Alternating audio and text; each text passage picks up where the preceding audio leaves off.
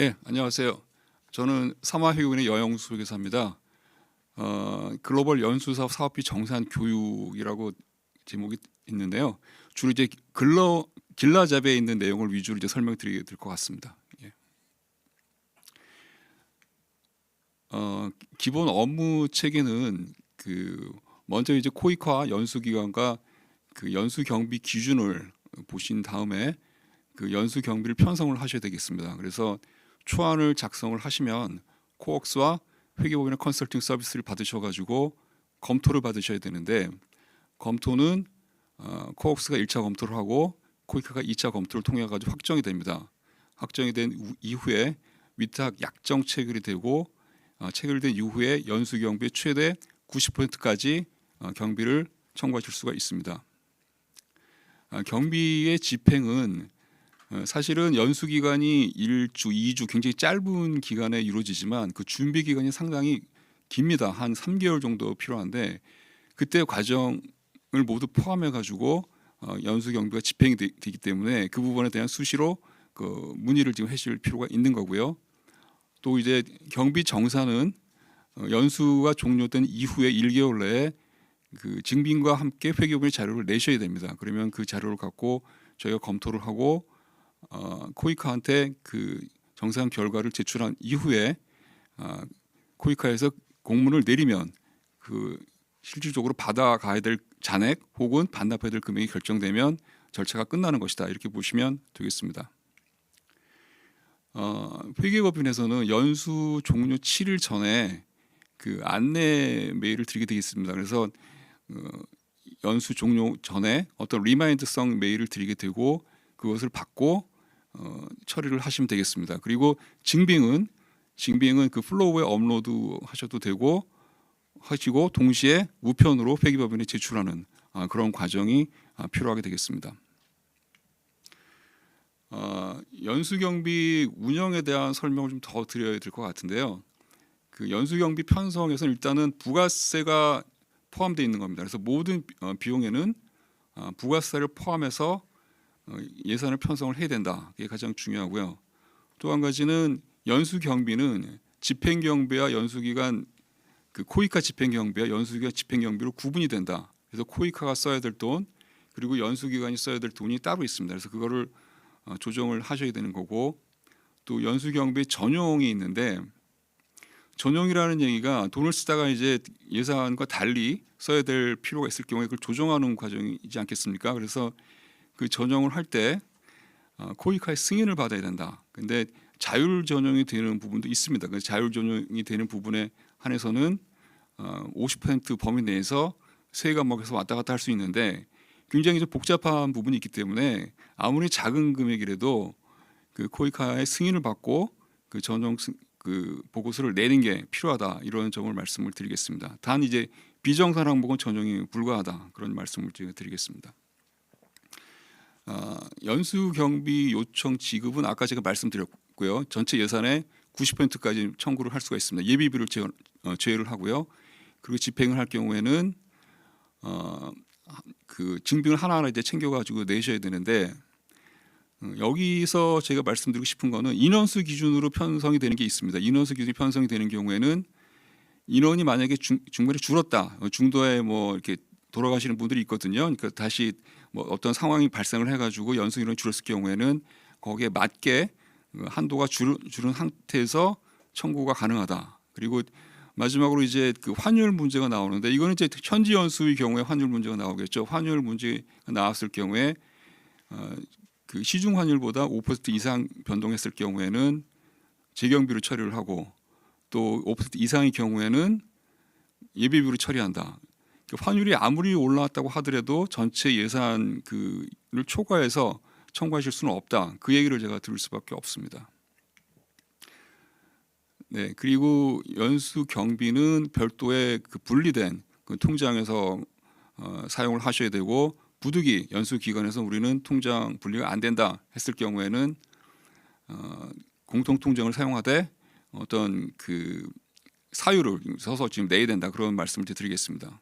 그리고 또 세금을 지금 내야 되지 않습니까? 이제 국가 세금을 쓰는 거기 때문에 원천징수 부분 뭐 이런 부분에 대한 내용을 제가 드리겠습니다. 네, 이자가 있는데요. 그 연수 경비가 보통 한 1억 정도 들어갑니다. 1억 정도 들어가는데 그 짧은 기간이지만 돈이 들어가면 이자가 붙습니다. 그래서 이자 부분에 대해서 지금 반납해야 될 그런 상황이 발생을 하는데 공통통장을 썼을 경우는 이자를 반납하기가 어렵기 때문에 그 경우에 사유서를 내면 이자를 반납하지 않아도 되고 또 이자가 2,000원 미만이다 그랬을 경우에도 반납을 안 할 수 있는 그런 그 조항이 있습니다. 그리고 그 증빙을 지금 내실 때 그 플로어에도 내고 이제 우편으로 내야 되는데 우편으로 내실 때 그 순서를 좀 맞춰 주셔야 된다. 그러니까 순서라는 얘기는 예산 편성 항목별로 순서를 맞추고 또 집행 일자별로 순서를 맞춰서 내실 필요가 있다. 그런 말씀을 제가 드리겠습니다. 네, 정산이 확정이 되면 일주일 내에 경비 잔액을 반납을 하든지 아니면 추가적인 수령할 돈이 있으면 그거를 청구를 하시면 되겠습니다. 예, 다음 페이지부터는 길라잡에 있는 내용을 제가 말씀을 드리는데요. 그 대중소세, 그러니까 예산의 항목이 가장 큰 항목이 대중소세 이렇게 구분이 됩니다. 그리고 보시면 그 직접 경비, 직접 인건비, 재경비 네 가지 대항목이 있고 연수를 했을 경우에 어떤 비용이 든다고 한번 생각을 해보시면 쉽습니다. 먼저 이제 연수를 받아야 되니까 이제 강사가 가장 필요하지 않겠습니까? 그래서 교육 경비를 보면 강사료, 또 외국어로 이제 강의를 해야 되니까 통역이 필요하고 또 번역, 또 장소가 필요하니까 임차료, 그리고 연수생 분들을 이제 이동을 이제 시켜드려야 되니까 당연히 교통비가 필요하고 기본적으로 필요한 비용이 예산에 편성이 됩니다.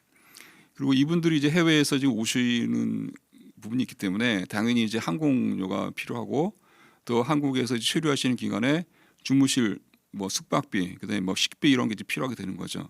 그리고 소액의 일비 같은 것도 필요하기 때문에 가장 기본적인 비용이 지금 예산에 편성이 되는 거고 직접 인건비는 이거를 관리하시는 분들, 연수 기관의 그 담당자분들이 되겠죠. 그분들에 대한 인건비, 그다음에 재경비는 간접비, 뭐 이런 식으로 이제 편성이 됩니다. 그리고 밑에 이제 친교 행사 지원비는 해외에서 오신 분들이랑 이제 유대 관계를 뭐 강화하기 위해서 하는 일종의 파티 비용이다 이렇게 보시면 되겠습니다.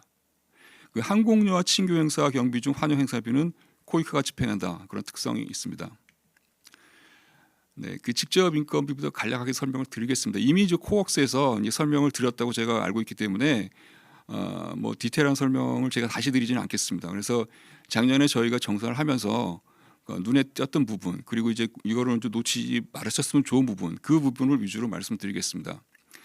인건비 부분은 그 이게 일당으로 지금 예산이 편성이 됩니다. 그 우측 하단에 보시면 급수에 따라 가지고 얼마가 나옵니다. 그래서 하루에 일하는 거에 관련돼 가지고 이게 편성이 되는데 이 연수 기간에는 그 중간에 보시면 사업 실무제나 보조 인력 100% 청구를 할 수 있지만 그 준비 기간 한 3개월 정도 준비 기간을 드리는데 그 경우에는 이 금액의 20%까지밖에 청구가 안 됩니다. 왜냐하면 다른 업무를 하면서 준비를 한다고 보기 때문에 이렇게 편성이 되는 거고요. 그 위에 두 번째 줄에 이제 영 프로페셔널이라고 이제 코이카에서 글로벌 인재 그 관련된 그 예산을 지원하는 경우가 있는데 거기에서 근로소득으로 받으시는 분들이 이 사업에 추가적으로 인건비를 청구하실 수가 없다. 그래서 작년에 이거와 관련된 어떤 문제가 좀 있었습니다. 그래서 이게 지금 가장 중요한 항목으로 좀 보셔야 되고요. 그럼에도 불구하고 관리자 및 실무자 같은 경우에는 중복 투입이 가능합니다. 글로벌 연수, 그러니까 4월달, 5월달, 6월달에 뭐 베트남, 라오스, 뭐 다른 국가의 어떤 그 연수를 할 수 있는데 일자가 이제 겹치면 안 된다. 뭐 그런 특성이 되겠습니다. 네, 재경비는 이제 간접비성 경비인데 여기 그 중간에 보면 편성 기준이 있죠. 3만 원 곱하기 연수인원 곱하기 110%로 지금 돼 있고 항공료는 이제 코이카에서 쓰는 돈이시기 때문에 크게 뭐 걱정하실 필요는 없습니다. 예, 그리고 연수생 지원 경비는 일비는 뒤에서 설명을 드리겠습니다. 일비 금액이 나와 있죠. 한 세 번째 줄에. 그래서 연수생 수와 연수 기간에 따라 가지고 일비를 청구하실 수 있고 플러스 22만 원도 청구할 수가 있습니다. 그리고 현지 연수는 우리나라가 외국에서 지금 하는 연수인데 거기서 하려고 그러면 거기 가시는 분들에 대한 뭐 체재비 어떤 기준이 되겠습니다. 상급 이하 일비 기준이 50% 절반으로 이렇게 정리가 되겠습니다. 전문가 지원 경비는 이제 현지 연수를 할 때 파견되시는 분들을 위한 어떤 그 비용이 되겠죠. 일비 플러스 여러 가지 뭐 보험도 들어야 되고 여행자 보험도 들어야 되고 비자도 받으셔야 되고 뭐 이런 비용이 될 것이고요. 숙박비는 그 원칙은 연수센터, 지금 여기 교육이 이루어지고 있는 연수센터의 어떤 시설을 사용하는 게 원칙인데 그렇지 않을 경우에는 이제 외부 숙박 시설을 써야 됩니다. 근데 기준 금액이 있습니다. 이제 20만 원입니다. 20만 원 한도 내에서 쓰셔야 되고요. 1인당 하루에. 그리고 현지 연수 같은 경우에는 체재비 기준에 따라 가지고 청구를 하실 수가 있습니다. 네, 제가 이제 20만 원 제가 말씀을 드렸고요. 그다음에 그 식비로 넘어가겠습니다. 식비도 이제 한도가 있습니다. 제가 회계이기 때문에 금액을 부득이 말씀드릴 수밖에 없는데 뭐 식비는 하루에 지금 8만 원 한도 내에서 자율적으로 쓰실 수가 있습니다. 그래서 특정 일에 뭐 가볍게 뭐 라이트하게 했다고 그러면 그 다음에 조금 좀 좋은 식사를 하셔도 되는 뭐 그런 식으로 이해를 하시면 되겠습니다. 네, 조식이 2만 원, 중석식이 3만 원이나 그래서 18만 원이 되겠고요. 강사료가 가장 중요하죠. 지금 강의를 하셔야 되기 때문에 그래서 강사료의 기준도 뒤에 있고요. 여기 원천 징수를 꼭 해야 된다는 점을 다시 한번 말씀을 드리겠습니다. 그리고 강의 시간을에 따라 가지고 이제 강의로 책정이 되는데 이거를 이제 코웍스에서 다 예산 편성할 때 이제 봐드립니다. 그래서 구체적인 시간이 나오고 뭐 강사의 어떤 등급이 나오면 그분한테 얼마를 드려야 되는지 정확히 나오기 때문에 뭐 크게 고민할 건 없습니다. 그리고 시간별로 이제 뭐 30분 미만에는 뭐 강의료를 못 드린다 뭐 이런 부분이 있기 때문에 그런 부분을 좀 참고하시면 될 것 같습니다. 그리고 강사분들이 이제 오실 될 수 있잖아요. 이동하는 경비도 이제 2만 원, 5만 원 한도 내에서 지원이 된다. 뭐 이런 얘기를 말씀을 드리겠습니다. 예. 해외 강사를 모시는 경우는 별로 없는데 해외에서 강사가 오시면 이제 굉장히 비용이 많이 들기 때문에 코이카의 어떤 승인 같은 것도 좀 받아야 될 필요가 있다. 이런 말씀을 이제 드리겠습니다. 예. 통역비도 뒤에서 설명드리겠습니다. 일단 저 강사료에 대한 어떤 등급 뭐 특급부터 5급까지 금액이 나오죠. 이 금액에 상응해서 강의를 편성하시면 되고 또 강의를 하실 때 일단 영어 강의가 원칙입니다. 근데 영어 강의를 하는데 통역을 활용했을 경우에는 80%만큼 감액이 됩니다. 또 어떤 분은 통역이 있으니까 절반 시간은 통역한테 드려야 되고 내가 얘기하는 부분은 절반이니까 50대 50 아니 이렇게 물어보시는 분이 있는데 그렇지 않습니다. 그래서 통역을 할 때 80%까지 감액이 된다. 뭐 이런 내용을 말씀드리겠습니다. 통역비는 그 시간당 이게 계산이 되는 게 아니라 그러니까 2시간, 1시간 단위 아니라 2시간 기준으로 통역이 비가 산출된다는 그런 특성이 있습니다. 그래서 2시간 그 30분 미만인 경우에는 통역비가 지급이 안 되는데 30분 이상이 되고 뭐 1시간을 강의했다고 해도 2시간 통역비가 책정이 되는 그런 특성이 있게 되겠습니다. 네, 번역비는 아까 제가 그 코웍스 교육하는 걸 봤는데 글자 수를 세야 됩니다. 지금 번역이라는 얘기가 이거를 문자화하는 거기 때문에 글자 수를 쓸 수밖에 없고 여기 400만 원이 기준 금액이 아닌 그 어떤 한도로 이제 보시면 된다 이런 말씀을 제가 드리겠습니다. 네, 통역비 지급 기준을 보시면 시간으로 돼 있잖아요. 시간으로 이제 2시간으로 돼 있잖아요. 그러니까 1시간 아니라 2시간이 기본으로 들어가고 시간이 초과됨에 따라 금액이 산출되는 그런 걸로 보시면 되겠습니다. 번역비도 한국에서 외국어로 가려고 그러면 글자 수로 지금 따지겠지만 외국에서 한국으로 왔을 경우에는 그 단어 수로 지금 따지는 경우가 되겠고 글자 수를 그 세는 어떤 그 방법은 우측 하단에 보시면 되겠습니다. 자, 시설 임차료는 그 교육이 이루어지는 장소에 대한 임차료를 말씀을 드리는 거고요.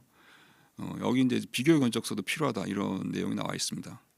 그리고 교통비는 주로 이제 버스 임차료가 될 것 같습니다. 버스 임차료에 대해서 청구를 하시면 되는데 여기도 이제 코웍스에서 이제 그걸 알선하는 그런 게 있습니다. 그래서 코웍스 풀을 사용하시는 게 좋고요.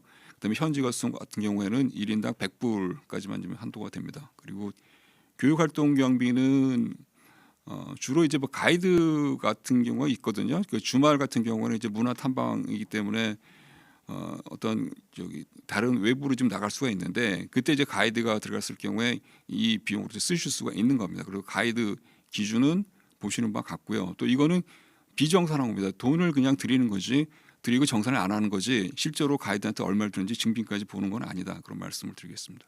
그래서 금액은 100만 원 플러스 연수생수 곱하기 12만 원으로 책정을 한다. 그리고 친교 행사비의 단가는 그 5만 원입니다. 5만 원이고 연수생수 플러스 행사 관계자 10명까지 같이 이렇게 어울려 주시는 분들이 필요하기 때문에 그렇게 편성이 되어 있고요. 과정 성과 경비는 이 연수 과정을 통해서 뭐 평가를 하는 거죠. 그래서 거기에 관련된 분들에 대한 어떤 보상 성격의 비용이고 그 정액으로 100만 원이 책정이 되어 있습니다. 예비비는 아무리 작은 금액이라도 승인을 받아야 된다. 뭐 이런 게 주요 내용이 되겠습니다. 전문가 등급 1급부터 6급인데 주로 이제 공직에 계신 분들, 그다음에 학교에 계신 분들 위주로 편성이 됐고 일반 4계급에 계신 분들은 해당 분야 경력, 연수로 급수가 책정이 된다. 그리고 엔지니어링 기술 등급을 비교를 했고요. 그다음에 우측 하단에 보시면 그 빨간색으로 되어 있는 건 이게 올해 바뀐 겁니다. 2025년도에 5급, 6급에 대한 단가가 바뀌었다는 이런 거를 보시면 되겠습니다. 네, 환율은 그 현지 연수, 그러니까 해외에서 돈을 썼을 경우에 어떻게 그거를 원화로 어떻게 환산할 것인지 뭐 그런 내용이 되겠는데 현지 연수에 해당하시는 분들만 보면 됩니다. 근데 이거를 지금 교육을 받으시는 분들이 현지 연수 편성되신 분들도 있다고 제가 보고 잠깐 설명드리면 환전을 하지 않습니까? 환전을 했을 때 환전을 했던 그 평균 환율로 적용하는 게 원칙인데 그 환전의 어떤 그 시스템을 놓쳤을 경우에는 어떻게 하느냐? 그랬을 경우에는 은행에서 고시되는 그 환율을 매매 기준율을 적용해서 환전을 한다, 뭐 환산을 한다 그런 내용이 되겠습니다. 그 내용을 이제 길게 풀어서 쓴 거라고 이렇게 보시면 되겠습니다. 실제로 지금 환율을 보시면 그 하나은행의 어떤 그 홈페이지에 들어가서 환율을 쓰도록 지금 돼 있고요. 이걸 제가 제안서 이 자료를 만들 때 3월 18일 자료인데 그때만 해도 지금 환율이 한 1,400원 정도 됐죠. 그래서 이 환율을 지금 쓰면 된다. 그렇게 지금 보시면 될 거고요. 그다음에 그 이게 외국 통화, US 달러가 아닌 뭐 다른 국가 통화 같은 경우에도 조회를 하면 나옵니다. 근데 베트남 같은 경우에는 이제 백동 기준으로 나오기 때문에 백동 기준에 우리나라 환율이 얼마니까 이걸 환산하면 된다. 이제 크로스 레이트라는 게 있는데 이거는 우리나라에서 고시가 안 되는 환율입니다. 그래서 US 달러 1불당 얼마냐 이렇게 지금 고시가 되는데 그거를 이제 원화 환산으로 하기 위해서는 우리나라와 US 달러의 환율을 역으로 이제 나눠서 이제 산출을 해야 되는 겁니다. 그래서 그 빨간색으로 표시된 걸 보면 그 아프가니스탄인데 여기 그 통화가 1달러당 약 70 뭐 어떤 아프가니가 되는데 그걸 원화로 이제 환산하면 한 20 정도가 된다. 그래서 이 두 개의 환율을 곱하면 우리나라 그 US 달러 1달러당 우리나라 환율이 정확히 나옵니다. 모든 국가가. 그래서 이렇게 보시면 되고요. 연수경비 정산서 앞으로 이제 이걸 하시면서 자료를 내셔야 되는데 예산이 있고 코이카에서 수령하신 기수령 그다음에 돈을 쓰신 거 그다음에 차액을 이렇게 정리를 하셔서 내시면 되겠고요. 그것이 우측에 있는 게 엑셀로 내게 됩니다. 보시면 이제 증감 그러니까 전용에 관련된 내용이 있지 않습니까? 그래서 증감에 대한 내용을 시스토리를 빠짐없이 다 입력을 해주셔야 되고 통역비 산정 내역 이거는 코엑스랑 이제 사전에 예산 편성할 때 쓰시는 건데 통역 언어가 지금 2시간으로 돼 있잖아요. 1시간이 아니지 않습니까? 그래서 2시간 기준으로 편성이 되는 거고 번역비는 글자 수로 뭐 이렇게 돼 있습니다. 그리고 밑에 보시면 원천 징수가 꼭 필요하다 뭐 이런 내용이 지금 있고요. 그다음에 정산 내역서 서식 예산을 편성할 때 이 내용인데요. 제가 앞서서 설명드린 내용의 모든 내용이 다 여기 들어가 있습니다. 이거를 잠깐 좀 짚어보면 직접 인건비 같은 경우에 아까 뭐 10% 20% 참여율을 제가 말씀을 드렸고 여기 단가가 지금 기재되어 있기 때문에 실제로 연수 기간과 준비 기간을 입력하면 예산이 편성이 됩니다. 그래서 이거에 따라 가지고 예산을 청구하시면 되는 거고요. 재경비도 마찬가지고요. 연수 인원을 기재를 하시고 그러면 단가를 적용해서 금액이 산출이 됩니다. 그리고 항공료는 코이카랑 코옥스가 직접 저기 핸들링하는 거기 때문에 연수 기간에서 이걸 신경 쓰실 필요가 없습니다. 일정만 관리해 주시면 되고 기타 여비부터 시작해가지고 일비, 뭐 숙박비, 식비 이런 것도 연수 인원을 넣으면 한도가 나오기 때문에 예산 편성이 자동된다. 뭐 강사료 마찬가지고요. 그리고 강사 여비, 통역비 그래서 쭉 예산이 편성이 되면 통상적으로 한 1억 정도 편성이 되더라고요. 한 연수 정도 1억의 예산을 한도 내에서 이제 쓰시는 걸로 보시면 되겠습니다. 네, 근데 강사료를 세부적으로 편성하는 어떤 시트가 될 텐데 여기 보시면 이분이 홍길동이라는 분이 지금 1급이기 때문에 강사료가 335만 원 편성이 됐는데 공무원 같은 경우에는 이제 청탁금지법을 적용을 받습니다. 근데 그 청탁금지법이 시간당 40만 원을 초과할 수가 없고 그다음에 하루에 60만 원을 초과할 수가 없습니다. 그래서 여기 그 중간에 보시면 이제 40만 원으로 지금 돼 있잖아요. 그래서 청탁금지법의 한도를 적용을 한 것 같습니다. 실제로 강사료는 56만 원인데 이분은 이제 공직에 계신 분이기 때문에 40만 원까지 지금 줄어든 거죠. 그리고 교통부까지 편성해서 강사료가 얼마인지 이렇게 편성이 되는 어떤 양식이 되겠습니다. 다음은 그 2024년도에 정산하면서 실제적으로 어떤 그 불인정이 나왔는지에 대한 내용이 되겠는데요. 그 보시면 아까 그 영 프로페셔널 YP라고 하는데 이 YP가 다른 그 코이카 사업에서 근로소득을 받았음에도 불구하고 이 그 국별 연수, 그러니까 단기 연수에 그 인건비를 청구하신 사례가 좀 있었습니다. 그래서 금액이 적지가 않습니다. 그래서 첫 번째 항목은 그 금액이 굉장히 컸지 않습니까? 그래서 이 부분에 대해서 그 확인이 돼가지고 불인정이 된 건데 특정 인원이 이 그 연수의 어떤 실무 인원으로 지금 올라오신 그 성함이 YP로서 인건비를 받는지 안 받는지를 확인하기 위해서는 코옥스의 도움이 필요합니다. 왜냐하면 코옥스가 글로벌 그 인재 사업도 관리를 하고 있기 때문에 거기에 명단이 있습니다. 그래서 그 명단과 이거를 대조해 보면 어떤 특정 개인이 그 동일하게 그 이중으로 이게 돈을 수령했는지가 확인이 되기 때문에 올해 하실 때는 그거를 좀 제의를 해주셨으면 좋겠다는 그런 말씀을 드리고요. 그러니까 첫 번째, 두 번째, 세 번째, 네 번째까지가 다 그겁니다. 그러니까 YP로 그 인건비를 수령하시는 분이 추가적으로 연수 사업에서 인건비를 청구한 사례가 되기 때문에 그거는 뭐 청구가 불가합니다. 그리고 그 다음 부분은 그 예산이 이제 한도를 그 적용을 받는데 한도를 초과해서 청구했을 경우에는 불인정이 될 수밖에 없습니다. 그래서 이거를 사전에 그 코이카한테 승인을 받아서 예산을 재편성하면 상관이 없는데 그 시기를 놓치셔가지고 이렇게 불인정이 나왔다 이렇게 보시면 되겠고요.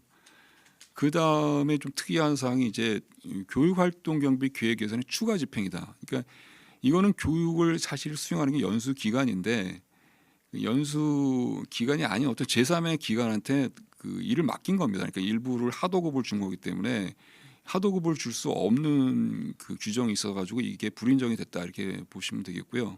그러니까 지급처가 어떤 회사한테 준 거죠. 그 회사한테 이 금액을 주고 어떤 연수에 관련된 그 업무를 이렇게 일임을 한 거가 되겠습니다. 그래서 이거는 문제가 된 거고 마지막 항목이 좀 특이한데요.